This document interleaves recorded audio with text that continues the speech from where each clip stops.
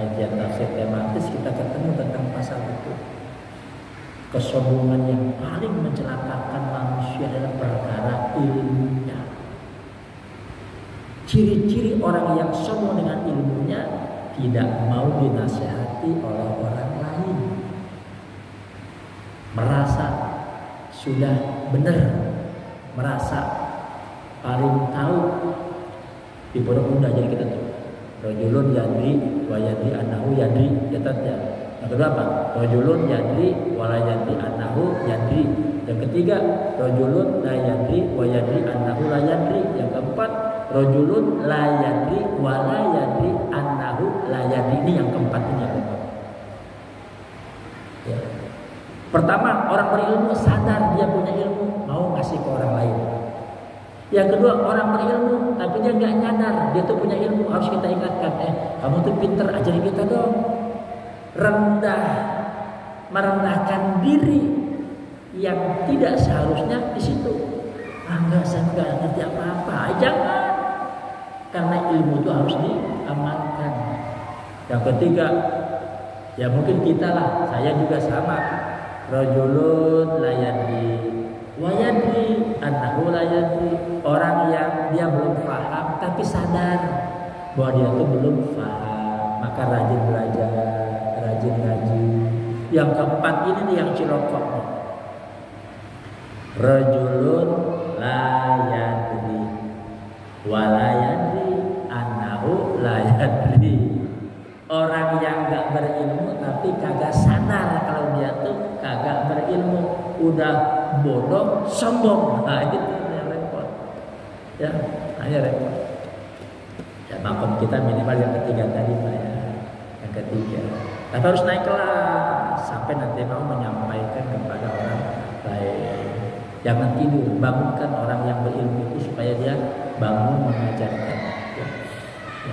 Gak apa-apa digilir nanti latihan ke depan satu orang habis sholat baca satu hadis dengan terjemahnya artinya beres terus. Untuk apa? Untuk melatih ya. Dan merendahkan hati kita dengan cara seperti itu ya. Hati-hati ya, sifat sombong. Hadis yang ke-31. Lanjut sekarang. Ij'alu akhir salatikum bil laili witran wa Bukhari. Ya. Jadikan oleh kamu akhir dalam salat kami itu dengan salat witir yang di waktu malam. Jadi tutuplah salat kita di waktu malam dengan salat witir. Maka ada dua tempat, kerjakan sebelum tidur kalau khawatir tidak tahajud, atau kerjakan setelah tahajud kalau yakin bisa tahajud. Sholat witir ya,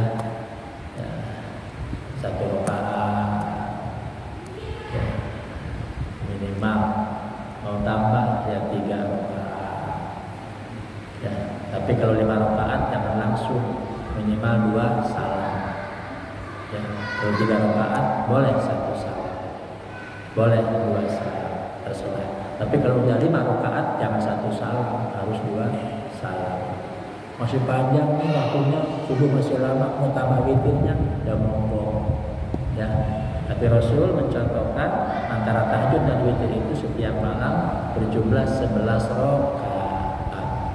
Berarti 8 tambah 3 ya. Gitu. Nah, jadikan akhir malam kita itu tutup dengan sholat witir. Rawahu Bukhari.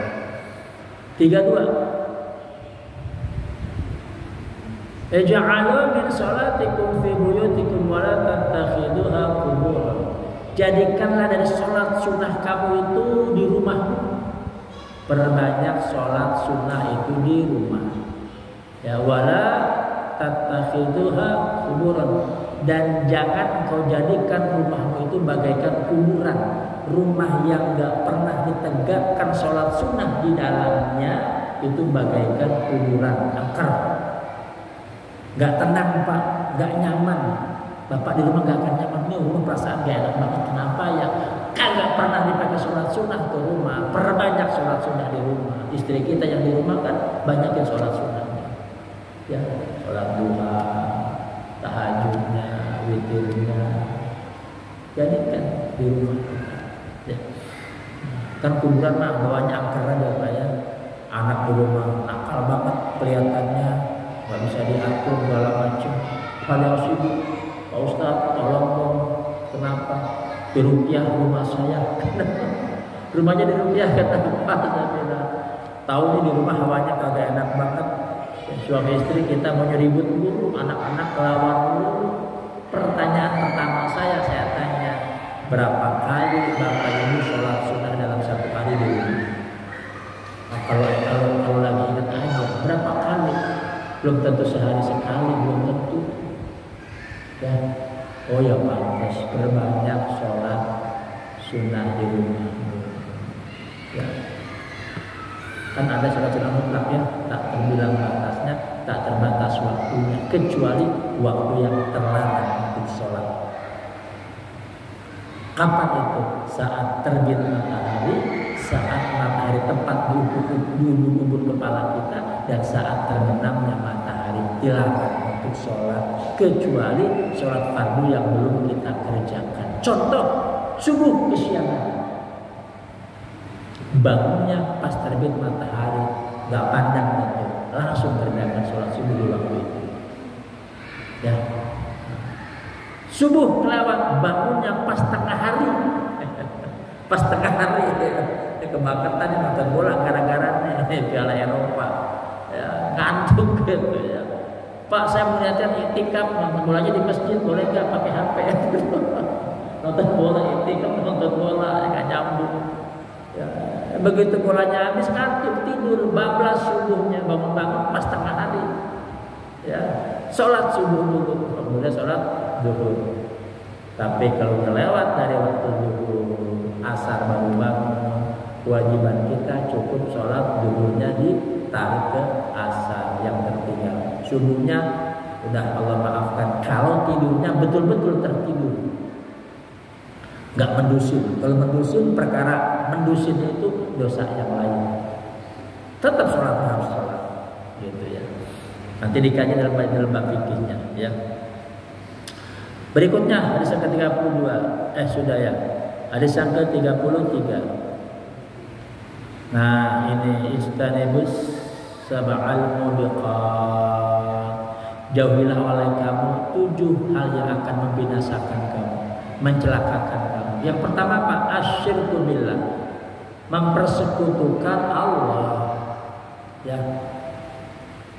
3 minggu yang lalu ada praktisi pemain debus dilaporkan mantunya ke rumah saya, Pak Ustadz tolong dong mertua saya sakitnya aneh. Kenapa sakitnya aneh? Setiap pegang sesuatu tajam seperti silet, tajam, nggak bisa bilang mau makan megang nasi tajam kayak silet. Ya. Saya kenal beliau kebetulan, ya udah saya datang hari Sabtu, datanglah ke rumahnya. Bapak bener mau dibersihin nih? Iya Pak Ustadz. Semua, ya, jimatnya kumpulin dulu saya bilang. Dikumpulin Pak, 1 karung. Ini segini Pak, iya, dari muda, mulai dari keris yang kecil-kecil jadi gede keris banyak. Keris yang gede tanpa gagang banyak, golok ada, jenglot ada, rompi anti peluru ada, masukin semua ada saya bilang. Cincin 1 box ada, yang mau saya kasih. Gede-gede Pak, tinggal 3 udah saya kasih ke yang lain. Ada yang motifnya ular naga di batu, ada yang mau bil, ya, tapi udah dibersihkan. Nanti kalau dia mau pesan tinggal 3 lagi. Nah, oleh gitu udah betul nih Pak, serahin semua saya bawa nih ya, ya Pak, baru kita rupiah. Alhamdulillah sekali rupiah, ya. Hari ketiga mantunya cerita, tiba-tiba pada bapak mantu itu sampai keluar sini darah keluar Pak, darah. Saya doakan kan saya angkat, mancur darah. Direkam sama mantunya pakai videonya lengkap 2 jam dari jam 2 dari jam 1 pada dulu sampai asar azan karena banyak keluarnya. Mabuk pula terus ya. Nah, begitu saat-saat begini Pak, dia biasa zikir. bisa syahadat, bisa istighfar, bisa. Begitu kita ruqyah dalam keadaan ruqyah, ucapkan syahadat, nggak bisa. Istighfar, coba istighfar, nggak bisa. Sampai istrinya nangis, mantunya nangis, melihat mertuanya, melihat suaminya. Syahadat kagak bisa, istighfar nggak bisa, hatinya nggak bisa bersyahadat, hatinya nggak bisa istighfar. Ya, kenapa? Karena perbuatan syirik. Makanya sekarang orang datang ke dukun, datang ke tempat pemujaan, suruh syahadat di lisan, enteng Pak, bisa aja kan? Saya masih Islam kok nih, asyhadu an la ilaha illallah wa asyhadu anna muhammadar istighfar, astagfirullahaladzim, masih bisa lisan. Tapi dalam kondisi kita terapi, betul-betul hati yang bicara, hatinya nggak bisa, terhalang. Nangis sih, saya udah kaget, nggak bisa istighfar. Nah, ahli dzikir, udah silang tuh lama banget. Sampai nyerang, Ustaz saya bakar nih, pakai Haji Braja Musti. Dia bingung loh, kok Ustaz gak kebakar katanya gitu. Terus saya bacok nih pakai pedang naga geni. Kok mantul Ustaz, saya diam aja senyum. Ini bakar saya, iya tapi gak bisa kan. Berarti kamu dibohongin selama ini oleh ilmu sihir. Dua kali. Siapkan, dibuang, alhamdulillah. Ya. Seminggu kemudian saya datang lagi, cerita lagi makan, tiba-tiba prak, jadi kayak suara pecah tapi nggak pecah, gitu ya. Terus udah biasa, udah normal, sehat sekarang. Terapi kedua udah gak ada reaksi apa-apa, alhamdulillah, ikhlas apa semua. Itu jimat, benda itu asalnya benda, tetapi begitu kita yakini ada kekuatan, akan datang kekuatan itu, menyusuplah di dalam batu-batu. Ada batu keong, ada batu kerap, bisa kumpulkan batu semar, semar mesem apa itu, ada, saya buang-buang. Ya. Tinggal cincin, kalung, yang mau pesan, Asep mau. Ya, ada virusnya segala macam. Perbuatan syirik Pak ya, yang pertama perbuatan syirik mencelakakan kita itu. Ya, walaupun katanya dijaya di masa muda, kalau udah tua jadi penyakit.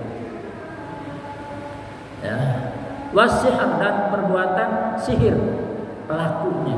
Kalau syirik itu pasiennya. Kalau yang berbuat sihir ya dukunnya lagi ya. Jangan jadi pasien dukun dan jangan jadi dukun. Ya. Dan sihir. Wa qatlan nafsil allati haramallahu illa bil haq, dan membunuh manusia yang tidak pada tempatnya, tidak pada waktunya. Ada tempat dan waktunya, ada. Kapan tempatnya? Saat qisas. Kapan waktunya? Saat qisas atau saat peperangan, itu boleh. Ya, tapi di luar itu tidak boleh kita membunuh, ya, kecuali dalam peperangan atau menegakkan hukum qisas. Ya. Wa aklar riba, dan memakan harta riba. Ya, harta riba ini pasalnya ya, ngeri ini yang terjadi. Bank konvensional, hati-hati, ya, hati-hati. Ya. Wa akla malil yatim, dan memakan harta anak yatim. Ada seorang laki-laki menikahi seorang janda dengan anaknya. Awas, si laki-laki itu jangan coba-coba makan harta anak yatim. Ya. Hati-hati tuh. Ya. Wah, numpang nih dapat janda kaya. Nah, itu bukan milik dia, itu milik anak yatim. Ya, hati-hati. Wa tawalli yaumaz zahfi, dan melarikan diri dari peperangan saat peperangan berkecamuk. Orang Islam itu kalau sudah berjuang perang nggak akan mundur ke belakang, Pak. Karena apa? Itu merupakan hal yang membinasakan baginya. Lari dari peperangan. Remaja, ya, kita percepat saja.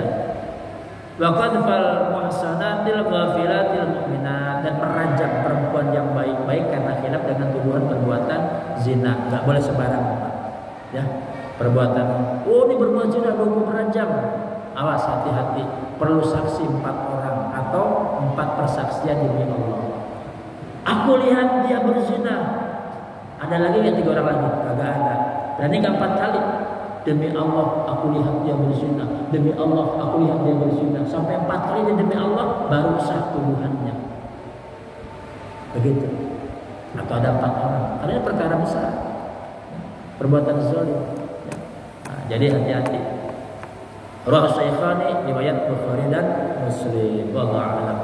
Demikian kaji kita pada kesempatan malam hari ini. Nanti kita akan lanjut hadis yang ke-34 ya, bulan berikutnya. Insyaallah. Ada yang mau ditanyakan, Pak? Silakan. Ya, silakan. Waalaikumsalam warahmatullahi wabarakatuh.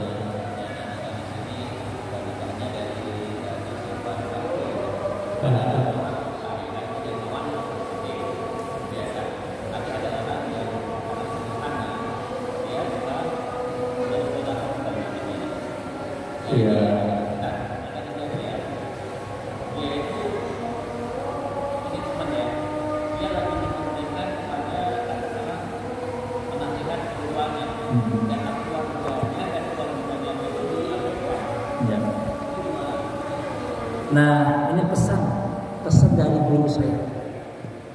Perkara akhlak yang jelek, ya, perkara akhlak yang jelek itu ditujukan kepada kita, jangan ditujukan kepada orang lain. Artinya kita lah yang harus berusaha meninggalkan, menjauhkan diri dari perbuatan jelek itu, termasuk sifat bakhil. Dan kita nggak perlu menilai sifat orang lain. Mendoakan boleh, gitu ya Pak. Jadi kita nggak usah menilai orangnya bagaimana, wallahu a'lam. Yang penting kita ini bagaimana, itu penting. Masalah akhlak, ya. Nah, kita doakan sajalah, mudah-mudahan yang seperti itu besok lebih baik lagi, gitu saja Pak. Ya, itu bagaimana, wallahu a'lam. Doakan saja biar lebih bagus lagi, lebih banyak lagi sedekahnya, lebih baik lagi. Itu bagus atau jelek, wallahu a'lam, doakan saja lebih baik lagi. Ya, itu paling enak itu. Ya. Karena ketika kita sibuk menilai orang lain, hati-hati. Ini benih-benih kesombongan. Ya. Ketika kita sibuk menilai akhlak orang lain, itu benih-benih kesombongan. Kalau kata pepatah apa? Gajah di pelupuk mata tidak kelihatan, tapi semut di seberang lautan jelas kelihatan. Kekurangan orang lain kecil pun kelihatan, tapi kekurangan diri kita sendiri padahal gede banget nggak kelihatan sama kita. Jadi itu Pak ya, perkara akhlak untuk kita sendiri. Jangan sampai kita melakukan, memiliki akhlak yang tidak baik. Ya. Diingatkan dengan hadis-hadis seperti ini. Perkara orang lain kita doakan saja, mudah-mudahan mereka pun menjadi orang-orang yang lebih baik dari sebelumnya. Amin ya Allah ya Rabbal alamin. Cukup Pak. Subhanakallahumma wa bihamdik, asyhadu an la ilaha illa anta, astaghfiruka wa atubu ilaik, walhamdulillahi rabbil alamin. Billahi